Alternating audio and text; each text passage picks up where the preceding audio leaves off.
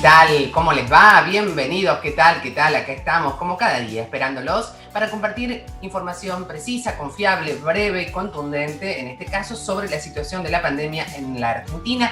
Hablamos ya de más de 5 millones de personas que se han recuperado, por suerte, y gracias a Dios, del COVID, y también de un total de vacunados que supera las 28 millones de personas, casi estamos en 29 millones, una cifra realmente muy importante con primera dosis, y un total también de más de 18 millones de personas que han adquirido ya el esquema completo con las 2 dosis.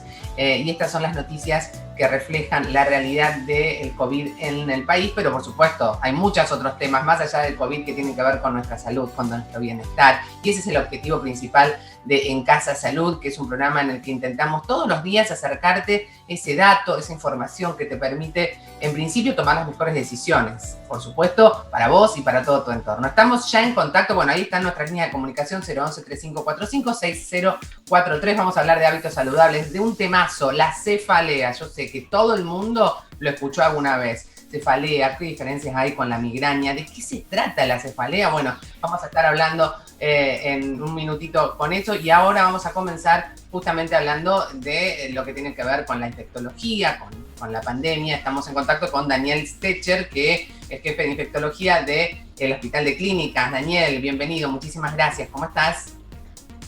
Buenos días, gracias por la comunicación. ¿Cómo están ustedes?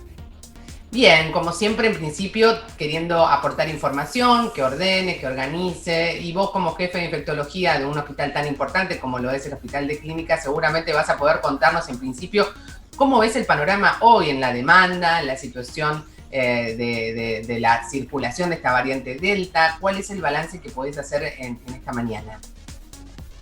Bueno, en relación a la situación actual que tiene que ver con la cantidad de consultas, internación, como ustedes ya saben, estamos en una situación de descenso de casos, acompañado obviamente de descenso de internación, o sea, todos los parámetros que miden la evolución de la pandemia, en ese sentido parecen estar mejor. Esto entendemos que tiene que ver con las coberturas de vacunación que siguen aumentando y que ya están bastante buenas, por arriba de los 50 años, y ahora se está trabajando en la cobertura en las personas menores entre 18 y 50 años, que son las que vienen obviamente por haber empezado más tarde, las más atrasadas. Pero ya el impacto de haber mejorado las coberturas en los mayores, en los grupos de riesgo, se nota claramente. Absolutamente. Ahora, bueno, y después tenemos la parte de los que no están vacunados, que seguramente es el foco donde estamos tratando de analizar, de pensar y de llevar tranquilidad, que es la población de los menores, que no están vacunados, que tienen una vida social, que concurren al colegio. Como infectólogo, ¿cómo crees que hay que avanzar en este segmento, no? Primeramente hay que recordar que por más que estemos con mejores coberturas de vacunación, los cuidados tienen que seguir manteniendo.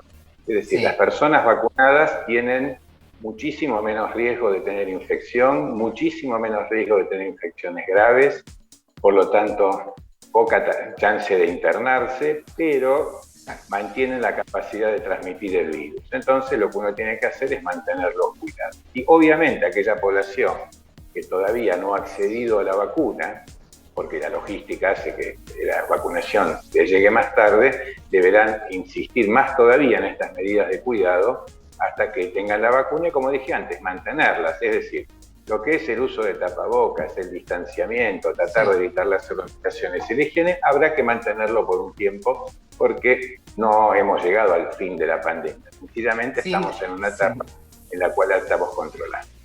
Mira, Daniel, retomo esto que decís. No hemos llegado al fin de la pandemia, y esto, aunque suene quizás poco amigable o no nos guste, es una realidad y que tenemos que tener muy presente, justamente porque hay hábitos que llegaron para quedarse por un largo tiempo aún, y tenemos que tenerlos muy, muy presentes. Vamos a compartirte algunas consultas de los televidentes que un poco hacen foco en esto que vos planteabas, y que es importante siempre retomar. Lo decimos todos los días y no vamos a dejar de decirlo. Cuidarnos es la clave. Fernando dice, ¿los niños pueden superar el COVID más fácilmente?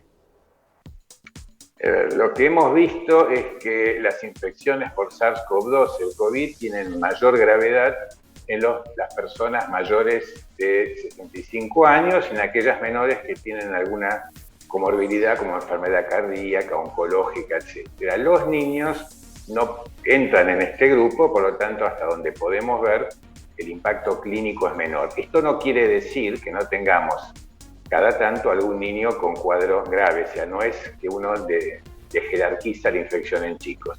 Sencillamente que es un grupo etario con menor impacto de gravedad, pero hay que cuidarlo igual. Claro, exacto, me parece muy importante. Vamos a la próxima pregunta en este caso, que es de Marisa, y dice, tengo nietos de 2 y 5 años, tuvieron fiebre, ¿tienen que hisoparse? Cuando hay un cuadro sospechoso entre el grupo familiar, hay que hacer una consulta con los médicos o los sistemas que están ya entrenados para definir si esa fiebre o ese cuadro configura una sospecha de COVID y en ese caso deberá hisoparse. Es decir, todo síntoma, llámese fiebre, pérdida de olfato, tos, rinitis, justifica una consulta médica a la brevedad para definir si hay que hisoparse. Y la otra cosa importante es cuándo hisoparse, porque a veces el hisopado es precoz. Por eso la decisión tiene que ser médica y no de la persona. La persona lo que hace es consultar. Hay que consultar al médico siempre. Lo primero que hay que hacer es consultar al médico. El médico está para eso, para orientarnos. Más allá de todo el volumen de información que manejamos, los médicos son los que en definitiva van a poder orientarnos hacia ese diagnóstico oportuno. Porque decías muy bien vos, si me hago un hisopado a destiempo, probablemente tenga que repetirlo o quizás ese resultado no sea el que me sirve. Agustín pregunta, ¿la variante Delta sigue siendo la más contagiosa? De las variantes que conocemos ahora, parece ser la que tiene más capacidad de transmisión, así que es así. Bien, bien. A ver si hay otra pregunta más, te la compartimos y si no, ahí está. Fabiana dice, yo estoy muy preocupada por mis hijos, no quiero mandarlos más al colegio, ¿no sería más seguro que tengan las clases por Zoom? Esta es una respuesta difícil de dar porque ahí hay que tener en cuenta dos aspectos. El médico sanitario y el de desarrollo de la educación y socialización de los chicos. Ese es un tema de debate en el mundo, si las clases deben ser presenciales o no. Y la respuesta en realidad no es ni un sí ni un no, depende de la dinámica con la que se maneje la pandemia en el lugar donde están. Si tenemos poblaciones vacunadas, si tenemos control de circulación y si somos capaces de implementar medidas de control y de distanciamiento dentro del ámbito educativo, es probable que se pueda tener clases presenciales. Si por el contrario estamos en situación de circulación importante, aumento del número de casos, pocas coberturas de vacuna o dificultad para implementar estas medidas de control, probablemente no convenga lo presencial. Claro. Por eso, acá no hay una respuesta sí o no, blanco o negro, depende de las circunstancias. Exacto, y además también de cada caso. Probablemente hay, no sé en el caso de Fabiana si será así, pero hay familias donde hay personas con comorbilidades que conviven y que por supuesto tienen un riesgo mayor. En ese caso hay una ley que ampara, por supuesto, el dictado de clases a distancia o virtuales. Bueno, no sé si me escuchás ahí. Si no me escuchás, te voy a ver si nos podemos retomar el contacto con Daniel. ¿Me escuchás, Daniel? Sí, escucho, no entendí que era una pregunta esa, perdón. Ah, ok, perfecto. Bueno, vamos entonces a la siguiente pregunta de Diego. ¿Es obligatorio que los chicos anden sin barbijo en la calle? Yo veo que casi ya ni lo usan. Claro, el Diego lo que nos plantea es que hay mucha gente, sobre todo los menores, que no están utilizando el barbijo. A ver, a veces es difícil que un chico muy chiquito use barbijo, pero en cuanto tenga la posibilidad de usarlo y se lo pueda entrenar para esto, la verdad que deberían utilizarlo, insisto, hasta tanto tengamos un nivel de circulación que nos permita hacer esto. Ustedes piensen que hay países que habían decidido no usar más barbijo y ante la reaparición del virus, algunas variantes y el aumento de casos, tuvieron que volver. Yo creo que por ahora... Israel, por ejemplo, ¿no? Israel fue un caso en el que se había liberado absolutamente y bueno, tuvieron que retomar algunas medidas de protección. Porque es eso, es prevención, es protección, de eso estamos hablando. Yo creo que hay que ser muy cuidadoso con lo que está sucediendo y no festejar antes de tiempo, sería el mensaje, y tener mucha paciencia y entender que esto tenemos para un tiempo más, no lo podemos definir, por supuesto, y manteniendo los cuidados. Bien. Trabajando en un hospital como el de Clínicas, ahora vamos a la pregunta de Florencia, me imagino que la seguridad es lo más importante. Mucha gente tiene que saldar quizás controles, operaciones y demás. Como jefe de infectología de un hospital como el Clínicas, ¿crees que es importante entender que en los ámbitos hospitalarios hay una seguridad en este momento para que en el caso de que sea necesario se pueda trabajar y darle las certezas al paciente que tiene que ir hoy a una intervención, a una consulta, para que lo haga de manera segura? Una de las consecuencias que tuvo la pandemia en el impacto de la salud fue aquellas personas que tenían que realizar estudios, intervenciones, que por temor al contagio no lo hicieron. Esto generó un retraso en diagnóstico y un aumento de las complicaciones, por ejemplo, en enfermedades cardiovasculares, respiratorias, oncológicas, que tuvieron consultas tardías. Justamente para poder resolver este problema, las instituciones de salud manejan estrictos protocolos de protección, tanto del personal de salud como de los pacientes. Así que el consejo es que todos aquellos que tengan que realizar controles periódicos o tengan pendientes cirugías o estudios, lo hagan, porque van a encontrar en las instituciones de salud las medidas necesarias para poder prevenir los contagios por COVID. Muy importante, Daniel, lo que decís, porque de verdad los índices, vos lo sabrás mejor que yo, pero te consultaba esto porque estás a cargo de un área clave que es el área justamente de infectología. Hay mucha desinformación y quizás la gente dice, voy a esperar que pase la pandemia. No sabemos cuándo va a terminar la pandemia y hay consultas y controles que no pueden esperar y que es necesario que realmente, como decías vos, se haga la consulta y si hay que operarse, quedarse tranquilo que los protocolos en los ámbitos hospitalarios son realmente muy seguros. Sin ninguna duda. Si hay algo que caracteriza a esta pandemia es la desinformación y la sobreinformación. Sí.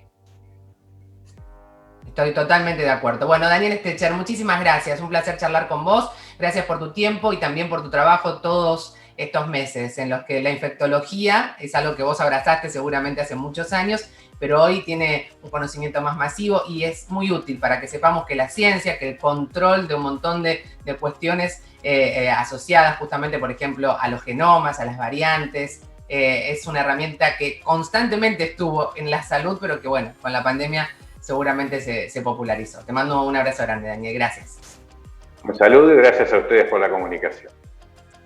Muy bien. Vamos a hablar, como les decía al comienzo, recién hablamos de la variante Delta, de las consultas, pero hablamos de un tema tan conocido. El que lo padeció sabe perfectamente que es un tema que afecta muchísimo el bienestar. Estoy hablando de la cefalea y estamos en contacto ya con la doctora Vanessa Nagel. Vanessa, ¿cómo te va? Buenos días, acá Natalia Paratoni. ¿Qué tal? ¿Cómo están? Buenos días, gracias por la invitación. No, un placer, Vanessa, porque hablar de cefalea me parece que muchas veces es asociarlo al dolor de cabeza y nada más. Pero ¿de qué se trata este diagnóstico, no? ¿Y cuán importante es tener un diagnóstico? Porque a veces como nos quedamos con el dolor de cabeza y la automedicación y estamos tapando un tema que no se va en una vez y nada más. Exactamente, sí. Para empezar, en realidad, cuando hablamos de cefalea, con cefalea queremos decir dolor de cabeza, ni más ni menos que eso. El tema es por qué a una persona le puede doler la cabeza, ¿sí? Es importante tener el concepto de que no es normal, digamos, uno no tiene que tomar como normal, bueno, me duele habitualmente la cabeza y es algo de rutina, es algo normal, no quiere decir que necesariamente sea algo grave, pero sí es algo que amerita tener una consulta, ¿sí? Para que el médico pueda establecer cuál es el diagnóstico, qué es lo que está sucediendo, ¿sí? Dentro de las causas de dolores de cabeza, ¿sí? De cefalea, hay muchas, y nosotros las podemos dividir como en dos grupos, ¿no? Por un lado, lo que llamamos cefaleas o dolores de cabeza secundarios, que es cuando hay alguna causa que está generando ese dolor. Puede ser desde una infección, una sinusitis, un cuadro de fiebre, hay muchísimas causas. Pero también tenemos lo que son las cefaleas primarias, ¿sí? Que son aquellos dolores en donde el dolor de cabeza es el problema en sí mismo. No nos está hablando de que haya otra enfermedad, otra patología atrás. Eso no quiere decir que obviamente no ameriten algún tratamiento específico, ¿no? Y dentro de estas cefaleas primarias hay muchas, y una de las más frecuentes es la migraña o la jaqueca, ¿no? Es importante diferenciar y saber que hay muchas causas de cefalea y bueno, y uno tiene que hacer la consulta para poder establecer qué es lo que está sucediendo y el mejor tratamiento en cada caso.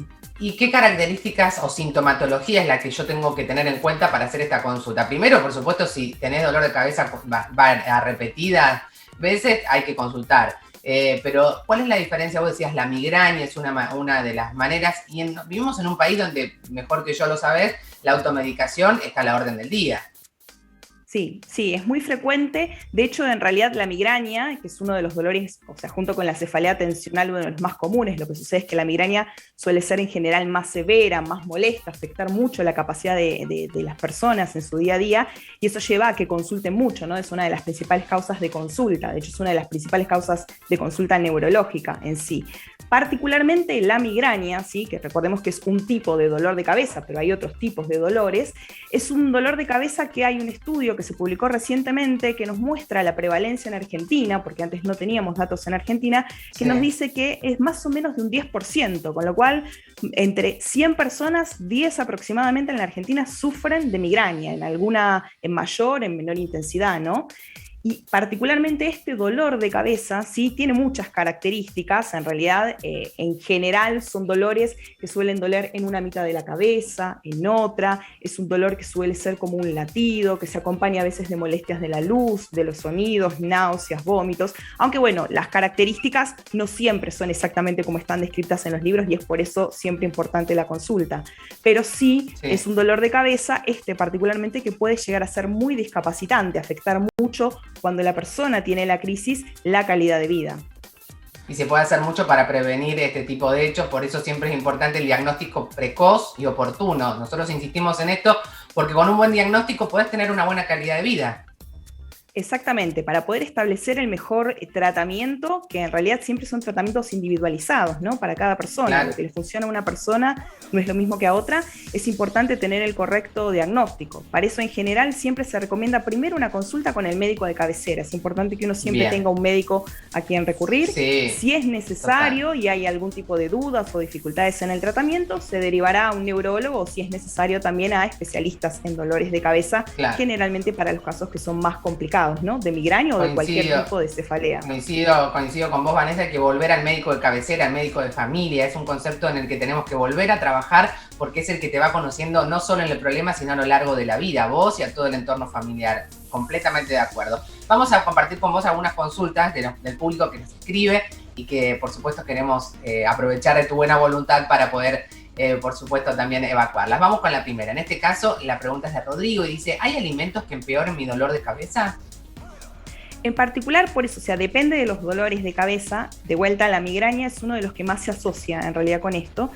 Y no es que es igual para todas las personas, ¿sí? Pero es verdad que en la migraña algunas personas notan que ciertos alimentos pueden dar más dolor de cabeza, ¿sí? No es que uno tenga que hacer una dieta estricta para migrañosos, en realidad, porque no lo hay, pero sí capaz algunas personas notan que fritos, chocolates, cítricos son las cosas más comunes.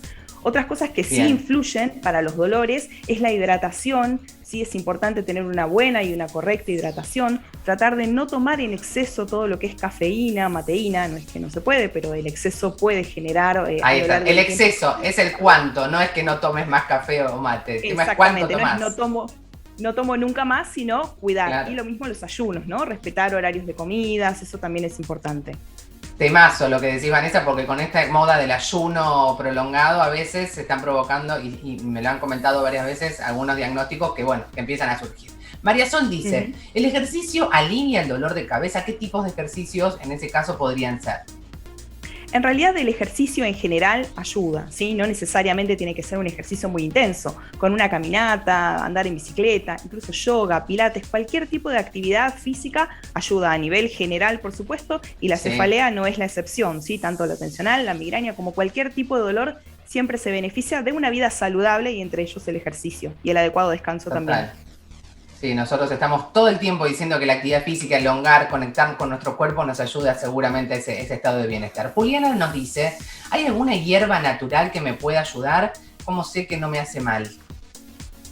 En realidad no, lo que uno recomienda es básicamente eso, es una vida sana, ordenada, una adecuada alimentación, no hay ninguna hierba ni nada en particular que uno tenga que recomendar o en estos casos, ¿sí? Siempre apuntando a lo natural, y si es necesario, algún tratamiento que le pueda indicar su médico adecuado, ¿no? Empezando por los analgésicos, qué analgésico en cada caso en particular, y obviamente que para casos más complicados hay otro tipo de tratamientos preventivos, ¿no? Que uno puede dar para mejorar la calidad de vida, porque el problema es que muchas de las personas que tienen dolor de cabeza se acostumbran a vivir con el dolor de cabeza y esto no debería ser así.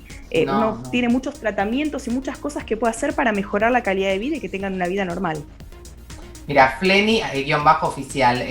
Vanessa, a quienes están viendo y escuchando, está en el área de clínicas de cefaleas del Fleni, que bueno, como siempre es un hospital, una clínica de referencia, y están los mejores profesionales allí, con esta claridad que Vanessa nos explica, que esencialmente si te duele la cabeza hay que consultar al médico. Es tan sencillo como eso. Y una última pregunta, y con esto vamos concluyendo, Vanessa. ¿Hay alguna edad en la que uno diga, bueno, hay que estar absolutamente atento a esto? Porque muchas veces las cefaleas también se producen en las infancias y tampoco se focaliza demasiado en cómo abordarlas. Sí, en realidad, o sea, dolor de cabeza puede haber en cualquier edad, lo mismo, siempre volvemos a lo mismo, que depende del diagnóstico en realidad, ¿no? Hoy sabemos que la mayoría de estas cefaleas que llamamos primarias, donde el dolor es el problema en sí mismo, como las migrañas latencionales, suelen empezar antes en general de los 40 años. De hecho, nosotros tenemos algunos síntomas que llamamos banderas rojas o signos de alarma, que es cuando uno tiene que estar más atento para buscar más fehacientemente que haya alguna causa secundaria, ¿no? Dolores de cabeza de una persona que nunca tenía y que comienza cuando es más grande, después de los 50, 60 años, dolores de cabeza muy intensos de golpe, un paciente obviamente que esté inmunosuprimido, que tiene convulsiones, bueno, cualquier tipo de alteración en su examen físico amerita consultar. Bien, bueno, Vanessa, un placer conocerte, escucharte, y seguiríamos seguramente más allá de esta semana de las cefaleas que genera conciencia, especialmente hablando de un montón de cuestiones vinculadas a la cefalea, que no son solo las migrañas, como vos bien dijiste. Y te agradecemos a vos y a toda la institución, y te invito a que compartas estos tips o recomendaciones para los hábitos saludables también en la alimentación. Gracias, Vanessa. Bueno, muchas gracias. Gracias por la invitación. Hasta luego. Vamos a... Hoy quiero dejarles este mensaje. Es bueno, si pueden, aprovechar los momentos de las comidas para el encuentro y el diálogo con otros, porque la mesa compartida puede ser un lugar donde se puedan desarrollar hábitos alimentarios saludables, donde se puedan promover actitudes solidarias, donde los niños y las niñas pueden también aprender de los ejemplos. Por eso mamás y papás tienen que pensar cómo comen, qué estamos promoviendo. Para eso es necesario destinarle el tiempo a esa comida sin distracciones. Por ejemplo, si estoy comiendo, evita el celular. Deja, aunque sea 15 minutos, la computadora para poder dedicarle el tiempo a esa comida y así prestar atención a qué es lo que les está pasando a los otros, a qué estoy comiendo, a cómo estoy comiendo, rápido, si estoy comiendo despacio, a cuánto estoy comiendo. Este es un hábito saludable para que puedas sumar a tus hábitos alimentarios saludables.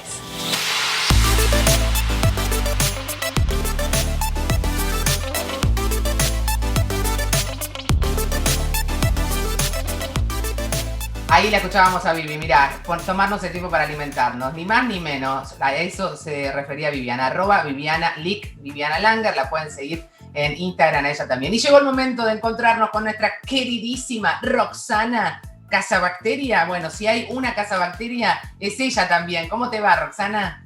Bienvenida. Buenos días, muchas gracias. Sí, bueno, un placer estar acá con ustedes esta mañana.